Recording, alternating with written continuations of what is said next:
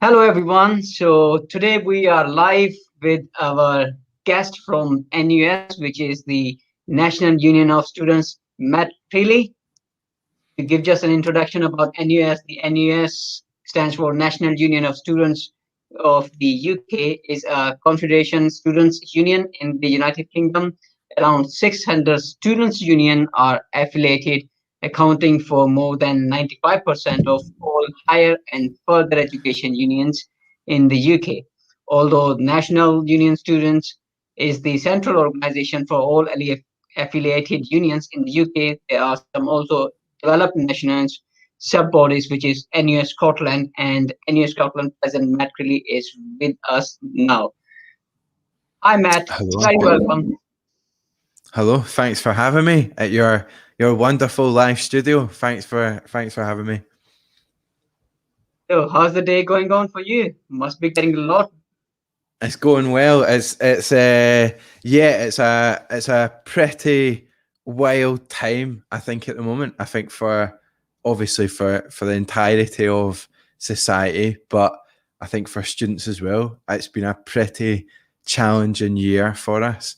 And yeah, as Ankit says, I'm the president of the National Youth Students in Scotland. I think in Scotland there's like around 35 student associations, student unions that are part of it, and Napier is part of it, alongside your friends around the city and different campuses, unis, colleges, and yeah, we try and this is NUS is where we come together as all the student associations and try and lobby for change collectively at a kind of government level or a national level. And I think we've not been without our challenges this year, Ankit. Like the things that students have been facing have been enormous. Be it people paying massive tuition fees, not getting to come on campus and learn like we would usually learn. People being stuck in student accommodation at times when the virus was spreading quite rapidly and found themselves at the centre of a health crisis. And we've also seen a really worrying picture as well in terms of the economic situation that students face themselves in. Last summer, we didn't have an Edinburgh Fringe Festival where Napier students could get part-time work and accumulate some income. A lot of the part-time jobs that students rely on to get by, or the income that families have sometimes had, and some families are able to support students, a lot of it has just disappeared. So, if we think back to the old days where we would be sitting in a lecture theatre and you'd get, say you have 100 students in a lecture theatre. Right now, if you had 100 students in a lecture theatre, 25 of them had been unable to pay their rent in full over the last couple of months, and 14 of them would be relying on food banks. So the poverty, the real struggle that some students are facing financially is really, really stark as well. And as NUS and as the Student Associations of Scotland, we've obviously been trying to campaign on all the different issues that students have been facing this year. And we have had some successes, and I don't know, perhaps I'll come on to talk about these as well. But it's been a tough year. How has it been for you, Ankit? Yeah, that has been like that, and specifically one of the campaign we did for was the student deserve better, and eventually we managed to get a collective effort where all the other universities and colleges get together, and we pushed the government, we lobbied the government, we managed, which resulted into getting some extra fund, because obviously in this time our all the institutions, whether it's a university or colleges, everyone is facing this financial crisis. So we couldn't, ask for much, but we asked the government. So Napier University and our Edinburgh Napier Student Association managed to get about 20 grand for the benefit of students. That was something extra recently we had been. And some Yeah, of the sessions, such as two of them, which I can remember now, is the campaigns which were for all the students, was the abolishing the graduation fee, which was when students get graduate. It was before COVID, and I was the campus officer at that time. I remember I participated in all the campus. It was brought by NUS and our predecessors. The sabbaticals at that time did participate into that, which resulted into that our university, when students graduate now, they don't have to buy the ticket get into the ceremony. Yes, for the gowns and other things, they still have to. And second one, biggest achievement with the national collective effort from NUS was is the PSW, post study working visa. Now we got it, Yeah. and it's going to be starting. Yeah, no, definitely. There's lots there, and I think sometimes these things feel like they're unachievable. Having been involved in student union politics for quite a while, things like the post study work visa, it sounds really hard to achieve. So, it's really difficult, but it was actually the hard work of a lot of student activists, including a former president of Napier Student Association, Means Catchy, and others that really kind of drove this forward and helped by NUS at times. But this is the graduation fees as well. I mean, it was wild that we were in a stage where so many different students had to pay to graduate. I think this year, like, there doesn't seem like there'll be many in-person graduations, which is a real shame after the unbelievable hard work that many people are putting in. But we did achieve that, and I think kind of what you tend to see in the way NUS often operates is that you have a student association that's running ahead, pushing on a campaign, and if they manage to get a victory on another campus, that's when we try and transport that onto other campuses and kind of bring together a collective action. But this year, the Students Deserve Better campaign is really what we've been working on, and this is just trying to get the best solutions as possible for students out of the coronavirus pandemic. So with yourself, Ankit, and all the student associations in Scotland, we did write to the First Minister on a lot of the key issues that students are facing. Challenges with paying rent, looking for supportive assessment policies, no detriment policies, asking the government to intervene to write off and reimburse tuition fees, give people the option to come back and study again for free, discretionary hardship, digital support funding, all the kind of critical support measures that students need at the moment. And we have been successful this year as NUS, as the collection of the student associations in Scotland. Very early on, we won the right for students to give notice to leave their halls accommodation. So when the pandemic hit, people might remember at the start in the springtime, if you were a student in student halls, you contractually weren't allowed to leave. You weren't allowed to break your contract. If you wanted to move out, you were tied in. And we all remember what it was like to see so many students trying to sell their room on all these different Facebook pages that were on, because they had to sell their room. They weren't allowed to leave. The onus was on them to find a replacement. But early on in the pandemic, NUS won the right for students to leave their student accommodation.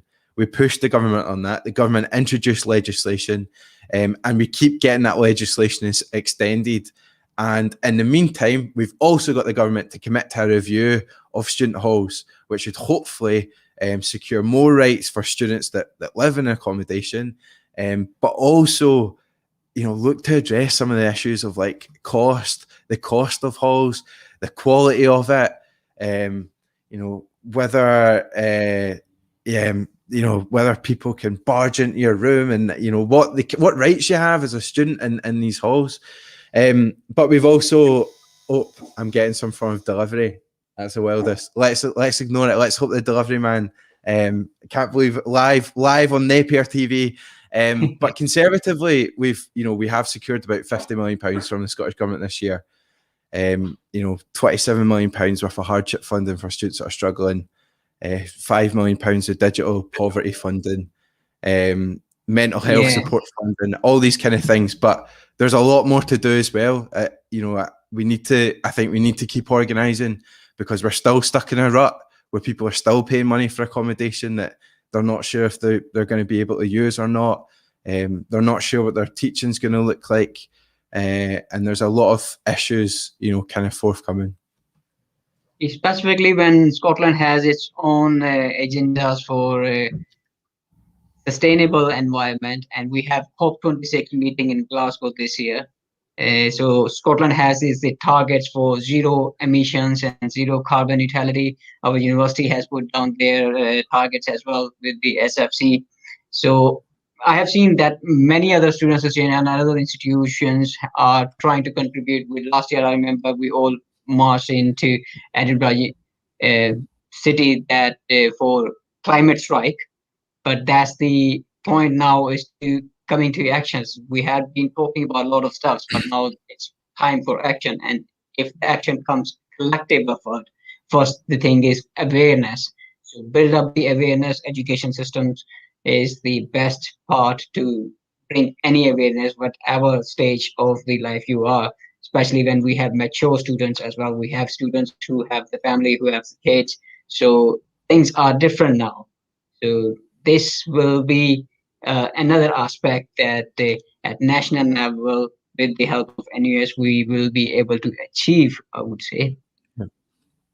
Definitely. And we've got a big role to play, don't we, in the next year with COP being in Glasgow.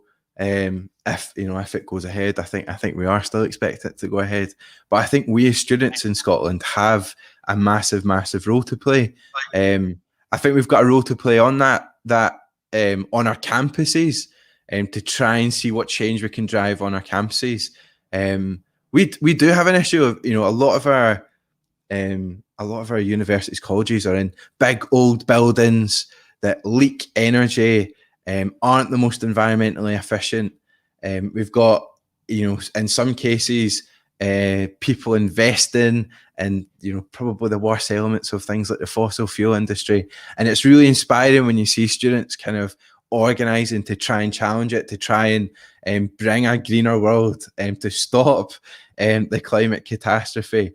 But I think as a national level, we need to be making some arguments on this, because, a lot of these say your uni buildings might be really unenvironmentally friendly. There's probably going to need to be a lot of money required to decarbonise our campuses and to decarbonise the rest of society. So I think we need to be taking those arguments to the Scottish Government, to the UK Government, to make sure there's investment so we can actually see the decarbonisation that I think students overwhelmingly want to see. We want to see a sustainable future. We don't want to live in a world where there's climate catastrophe, and it's hitting different populations around the world. And yeah, we've got a real opportunity this year in Glasgow, I think. Right. I just want to give our viewers an idea of how does that connect with our students at Edinburgh Napier University. Is annually we have a conference which is called NUS Conference. It happens on their local national level, such as we have our NUS Scotland, and there is one on NUS national level. In that, what happens is all the institutes send their delegates, send their student associations, send their delegates, whether it's by election or by selection. Those delegates get into the conferences, and then they talk about, or they debate and discuss about big issues, and finalize what are the main issues they're going to campaign all around the year. And our NUS Scotland conference is next week, right? Matt, do you want to talk about anything on that? Give our viewers a view what exactly this conference is about. Yeah, I think you've hit the nail on the head, Ankit. I think it's an opportunity for us, and we will have delegations from student associations around Scotland, and it's where we come together to decide what is our national approach to this. We've done a lot of firefighting this year, I think, with the issues that students have faced. But we also need a bit of a space to think out, what are we for? What are we for in the long term? What do we want to see our education look like? What do we want to see society look like? An NUS Scotland conference, NUS UK conference often provides a platform for students to come together to decide these big kind of hot topic issues or the big burning issues that students care about. And we've, it's been a phenomenal history of it, of debate, discussion, students putting forward their ideas and voting on what their position is on a given issue. And I'd give an example. I'm a bit of a hack. I'm a history student, so forgive me for the historical analogy.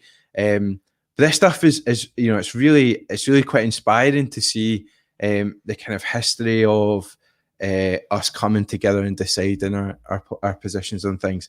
And NUS, the National Youth Students, was the first kind of non-gay organisation that came out in favour of gay rights in the 70s. And we were the first national organisation to take a position on that at a time when society wasn't in that place. NUS, the National Youth Students coming together from across the UK, decided actually we want to stand up for gay rights, and I think that's often what takes place at NUS conference as well, is where we come together, students, to decide what we're about, what we're for, how we think education should be structured, how we think society should be structured. So I think this year we've got policies on different, environmental policies. We'll have discussions about what we want our education to look like, how we want students to be supported, what support we think should be in place for students, and all the things that come with it. Yeah, that's good view for our students, how they can contribute, and if there's any discussion they want to put on, any feedback they want to put down. Obviously, we all are very enthusiastic to get any feedback on that. Thank you much for all this information. I've realized that it's going to be 50 years, like this year for NUS Scotland. It's going to be 50 years. And our founder of NUS was from Edinburgh itself. He was one of the founder from starting from Edinburgh, right? So they are a lot of things. Ivor McAdam, I think it is. Yeah. I think it's Ivor McAdam. So that's just... Sorry, Anka, I keep cutting you off. We're quite old. We're quite an old organisation. We're coming up 50 years as the National Youth Student Scotland. We have been around a lot longer than that. The kind of the antecedents, I can't say that word. It's probably well over 100 years really. And we formerly had a Scottish Union of Students before, but we've been around for a while, kind of campaigning for change in students, and I think we've achieved a lot over the years. I've gone into some of the things that we've achieved this year, but I'm really excited by the future and the things that we can achieve, because I think this year I think has been really challenging for students. I think it's been really tough on us all, but I think it has exposed some of the flaws and the weaknesses within our education system, and I think it started conversations that we might otherwise not be having, like things like tuition fees, how much you have to pay, international, rest of the UK, postgrad, how much you need to pay to access education, and whether, as we argue, it should be a right, and all students, everyone in society should be able to access education and not have to pay for it, not have to fork out £20,000, £30,000 a year, and what support goes alongside that. There's some big challenges that have been posed this year, but I think also opportunities for us to try and build an education system that works well for students. Thank you very much, Matt. Thanks for all this information. That will be a good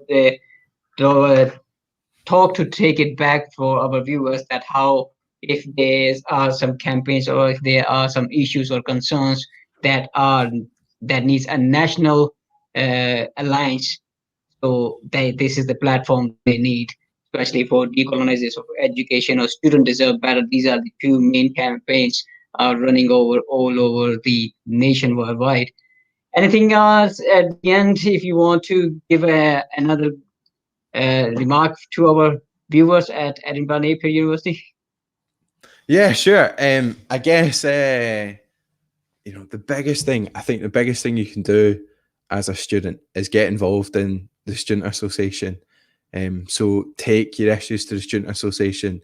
You can achieve a lot as as any form of representative. Whether it's a class level, or if you want to go all the way, up to Ankit's position, you can achieve a hell of a lot as a representative.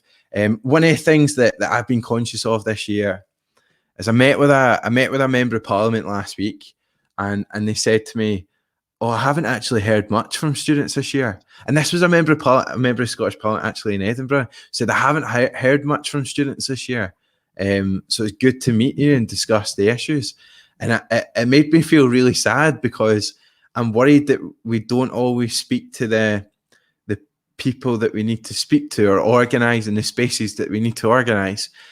So when I go on Instagram right now, I'm seeing tons of student stuff, graphics that are being shared. If I go on TikTok, we've got people that are reviewing their courses, their student accommodation. It's got 100,000 likes. And then when you meet with a member of parliament, they're like, "Oh, I've not actually heard anything from students." So I think actually, putting yourself out there and going for things like a representative role within your student association is a really good platform in which to speak to the people that are making decisions. And it can be on a really local level. I started out in student representation because my classmates, when we submitted our assignments 1 minute late, if we submitted our coursework 1 minute late, we automatically got given a mark of 0. So you got no grade, no grade at all. Mark of 0 if you're 1 minute late with your essay or your assignment. And I was like, that's rubbish. Like, that's outrageous. Like, this is so harsh. And so, I took it upon myself. We created I wrote policies. I went to these university committees, sat around with academics. It was pretty intimidating, I think, as a student. But eventually we got that overturned, and we got them to reverse that to a stage where, if you submitted your essay late, you got a 10% deducted or whatever it was. And I just think at that local level as well, it's really important. And it obviously goes all the way up to the position that Ankit holds as president of the Student Association, which you have the power to speak to the most senior people in the university and try and influence change to better students. But yeah, my message would be, get involved in stuff, put yourself out there. It's often embarrassing when you start a class and someone says, the teacher often goes like, "Who wants to be the representative?" or whatever. It's quite embarrassing, but go out there and do it. Yeah, and maybe the final thing, Ankit, is in May we have Scottish Parliament elections coming up. So we have people that are standing to be members of the Scottish Parliament. It'll be decided who the next Scottish government is. And this is in a system where education is devolved to the Scottish government. So we do have a lot of opportunity, again, to try and get more things for students, more wins for students, to try and make sure that the future government is as supportive of students as possible. And we are going to be launching a kind of student manifesto, which we'll try and hold politicians to. But it would be a great opportunity, I think, for students to be campaigning for things that really matter to us at the moment. Well, thank you very much. And before that, our Scotland elections, we will be having our student association election as well. That's going to be next month. So thanks a lot, Matt, for this promotion. That I really want to urge all our students in Edinburgh Napier University, come along. You can take my seat, you can take my position. And if it's not your cup of tea, and if you already have different plans, then make sure you vote for someone who's going to be your representative, because somebody's going to talk or take decision on your behalf.